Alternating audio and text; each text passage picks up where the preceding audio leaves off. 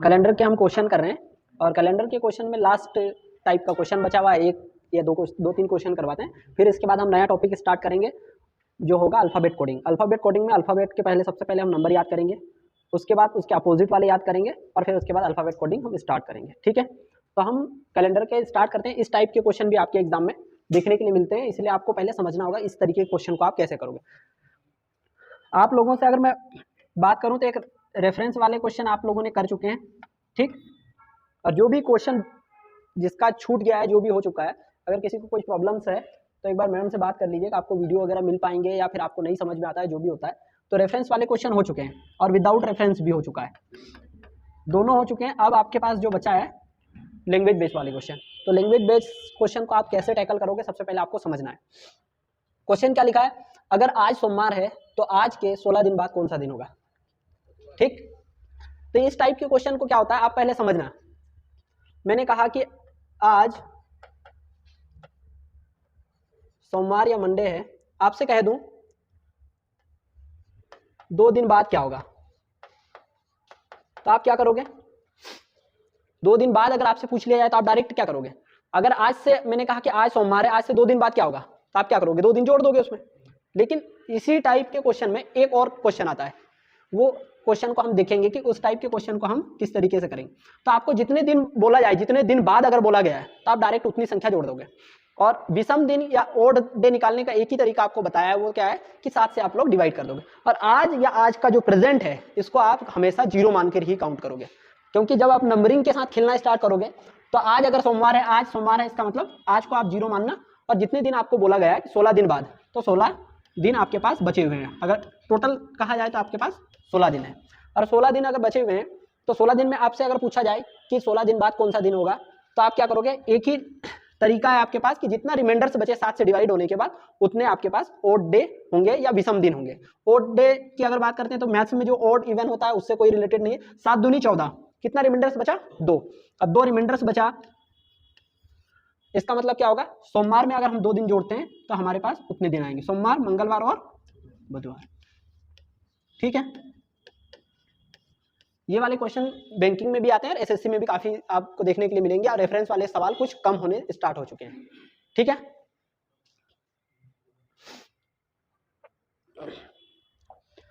चलिए next question पर चलते हैं।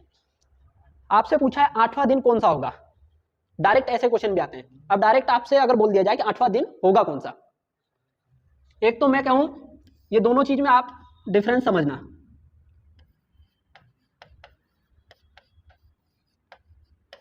8 दिन बाद अगर बोला जाए तो आप डायरेक्ट उसको 8 काउंट कर लोगे। ठीक है, ये जो बाद है ना, बाद मतलब उस दिन को छोड़ के उसके बाद जितनी भी संख्याएं हैं उतने को हमने को काउंट करना है। लेकिन 8वां दिन अगर बोला गया है, इसका मतलब क्या है कि 7 दिन बाद, 8वां दिन, एक दिन को उन्होंने 0 माना, 8वां दिन बोल रहा है, 8वें दिन के बाद नहीं बोल रहा है, क्योंकि बाद अगर बोलता तो आप काउंट कर लेते कि 8 दिन हो रहे हैं। लेकिन 8वां दिन बोला है, 8वां दिन बोला है, इसका मतलब क्या होगा, 7 दिन बाद। तो आप इसको हमेशा एक दिन कम करके काउंट करेंगे कि 7 दिन बाद। लेकिन 7 दिन बाद मतलब 7 होगा। अब समस्या ये है कि आपसे डायरेक्ट दिन पूछा है, और इसी टाइप का क्वेश्चन आया भी हुआ है, इस पर ऑब्जेक्शन भी हुआ, लेकिन ऑब्जेक्शन से कोई रिजल्ट नहीं निकला। क्यों नहीं निकला, क्योंकि उनका कहना है रेफरेंस कैलेंडर से आप डायरेक्ट कर सकते थे। अब 7 दिन मतलब क्या होगा, 7 दिन मतलब क्या होगा आपका, आपको मैंने कहा है कि कैलेंडर की अगर शुरुआत के दिन की बात करता हूं मैं, तो 1 तारीख को मंडे रहा होगा या सोमवार रहा होगा। जब भी कैलेंडर ये डेट को जब स्टार्ट हुआ होगा तो 1 तारीख को क्या रहा है, सोमवार, 2 को, 3, 4, 5, 6 और 7। तो आपने देखा कि यहां पर जो दिन होगा, कौन सा दिन होगा, वेडनेसडे, थर्सडे, फ्राइडे, सैटरडे और संडे। तो उस दिन कौन सा दिन होगा, संडे। तो इस टाइप के ऑब्जेक्शन जो क्वेश्चन में हुआ है, उस टाइप के ऑब्जेक्शन से अगर कुछ रिजल्ट निकलता है तब तो वो क्वेश्चन कैंसिल आउट होने के चांसेस होते हैं। जब उस क्वेश्चन को सही मान लिया, इसका मतलब वो रिपीट होगा कभी ना कभी क्वेश्चन, और ज्यादा इस टाइप के क्वेश्चन आपसे पूछे जाएंगे।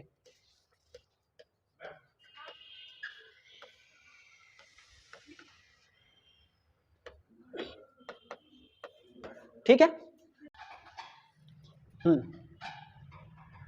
क्वेश्चन क्या है, क्वेश्चन है आपके पास, यदि बीते हुए कल से 3 दिन पहले शनिवार था, तब आने वाले कल के 3 दिन बाद कौन सा दिन होगा। इस टाइप के सवाल को आपको एक ही तरीका बताया कि आज जो चीज होती है उसको आपको 0 मान लेना है। इतना तो आपको समझ में आया। जब इसमें डायरेक्ट सभी में दिया है दिन, या तो दिन आपको या तो बाद, कहीं पर बाद लिखा होगा मतलब, या फिर आपको क्या दिया रहेगा पहले, या तो आफ्टर या बिफोर, दो चीजें अगर दी हुई है तब तो आप डायरेक्ट कह सकते हो कि उसमें आपको उतना ऐड करना है, उतना माइनस करना है, जो भी चीजें करनी है। लेकिन अगर 8वां दिन या 7वां दिन, तो फिर उसको आप किस में काउंट करोगे, पहले बाद में काउंट करोगे या फिर उसको पहले में काउंट करोगे, फिर उसके बाद आपको जो चीजें काउंट करनी पड़ेगी उसके हिसाब से आप निकालोगे। अगर 3 दिन की बात करूं तो यहाँ पर तो 3 दिन है ही, ठीक है, इसमें कोई दिक्कत नहीं है, क्योंकि आपको पहले डायरेक्ट काउंटिंग पता चल जाए कि कितना जोड़ना है कितना घटाना। अगर ये पता चल जाता है तो आप डायरेक्ट कर सकते हो। कल को, आज अगर 0 है तो कल क्या होगा, 1 होगा, इसमें कोई दिक्कत नहीं है। आने वाले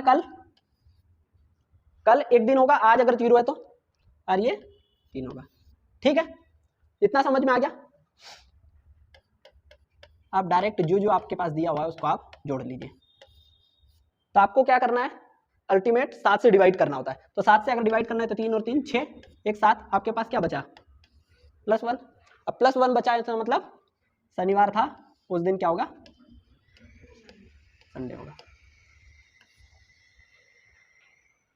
क्योंकि ये वाले क्वेश्चन को अगर कल बाद पहले ऐसा करने लग गए तो ये मान लो 2-3 मिनट तो वैसे ही निकल जाएगा कि आपको किस तरीके से करना है। आज के टाइम में एग्जामिनर इस टाइप के क्वेश्चन ज्यादा बनाना स्टार्ट कर चुका है। हम नया टॉपिक बस लास्ट टाइप का बचा था तो उसको कवर करके और नया टॉपिक स्टार्ट कर लेंगे।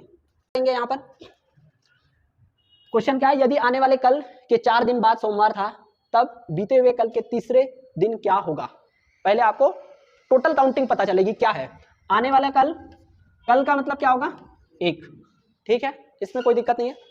4 दिन बाद मतलब 4, इसमें भी आपको कोई दिक्कत नहीं होगी। बीते हुए कल मतलब 1, इसमें भी कोई दिक्कत नहीं। अब बोला है तीसरा दिन, अब तीसरा दिन मतलब 2 दिन बाद ही लिखना पड़ेगा इसको। तीसरे दिन को अगर मैं बाद में काउंट करने की कोशिश करूं तो क्या लिखूं, 2, है ना। अब आप टोटल काउंटिंग कर दो इसकी, 4, 6 और 1 7, ये कितना आया 1 आया। इसका मतलब आपके पास कौन सा दिन होगा, ट्यूसडे। आप कोशिश करिए कि इस टाइप के सवाल को घर जाके लैंग्वेज के हिसाब से भी करके देखना कि आंसर हम रियल में क्या सोचते हैं और इस तरीके से जैसे हम ट्रिक लगा रहे हैं इससे आपको किस तरीके से निकाल पाओगे, ये आपको थोड़ा सा समझने की जरूरत पड़ेगी, है ना। हो गया। आपसे पूछा है 400 वर्षों में कुल कितने लीप वर्ष होंगे। 400 वर्षों में कुल कितने लीप वर्ष होंगे बताओ। आपको लीप वर्ष आराम से मैंने पढ़ाया भी है, आप थोड़ा समझने की कोशिश करो कि क्या एक्चुअली में सवाल आपसे क्या पूछ रहा है। 400 वर्ष मतलब 400 वर्ष में मतलब एक से काउंट करोगे और 400 तक आप जब काउंट करोगे इनके बीच में कितने आपके पास लीप वर्ष होंगे, यही बोला है ना। तो 1 से 100 तक कितने लीप वर्ष होते हैं 24। 25 क्यों नहीं होते, क्योंकि 100वां साल लीप वर्ष काउंट नहीं होता है। क्यों नहीं होता है, क्योंकि आपको 400 से डिवाइड करते हैं तो रिमाइंडर्स कुछ ना कुछ बचने वाला है। जो बच्चे नए आए होंगे थोड़ा सा आप एसेंस बनाना, नया टॉपिक हम अब 5-10 मिनट में स्टार्ट करेंगे तो फिर आपको समझ में आने लग जाएगा, ठीक है ना। और 1 से लेकर 200 तक की अगर बात करूं तो कितने दिन होंगे 48, है ना। 1 से मैंने कहा कि 300 तक की अगर बात करूं तो कितना होंगे 72, और 1 से 400 तक की अगर बात करता हूं तो इसी के हिसाब से अगर करता हूं तब तो आपके पास 96 आ जाएंगे। लेकिन आप कहोगे कि सर 400वां साल भी आपका लीप वर्ष काउंट होगा, तो 400वां साल लीप वर्ष काउंट होगा मतलब 1 साल और बढ़ जाएगा। आपके पास कितने लीप वर्ष होंगे टोटल 97। क्या आपको समझ में आया, है ना। चलिए, चौथी शताब्दी में कुल कितने लीप वर्ष होंगे, इसका क्या मतलब है। चौथी शताब्दी मतलब इतना तो समझ में आ रहा है कि 100 साल के गैप को हम शताब्दी कह रहे हैं। चौथी शताब्दी बोल रहे हैं, इसका मतलब क्या है 300 से 400 के बीच में जो है वो हमारे से पूछ रहा है। आपको इतना तो मालूम है कि इनके दोनों के बीच का गैप कितने का है 100 का। अगर 100 का गैप है तो कितने लीप वर्ष काउंट होंगे 24 होंगे, 24 होंगे ना, इसमें कोई दिक्कत नहीं है। अगर चौथी शताब्दी बोला है इसका मतलब क्या है कि 300 से 400 के बीच में आपको काउंट करना है, तो 100 वर्ष तो होंगे ही होंगे इनके दोनों के बीच में। अब 100 वर्ष अगर दोनों के बीच में होंगे तो 100 के कारण कितनी शताब्दी लीप वर्ष आते हैं? 24। लेकिन चौथा जो 400वां साल है, मतलब लास्ट में, अगर 400 साल के लास्ट में अगर बात करते हैं तो वो भी एक लीप वर्ष है, तो आपके पास 25 लीप वर्ष आपके चौथी शताब्दी में होंगे। ठीक है।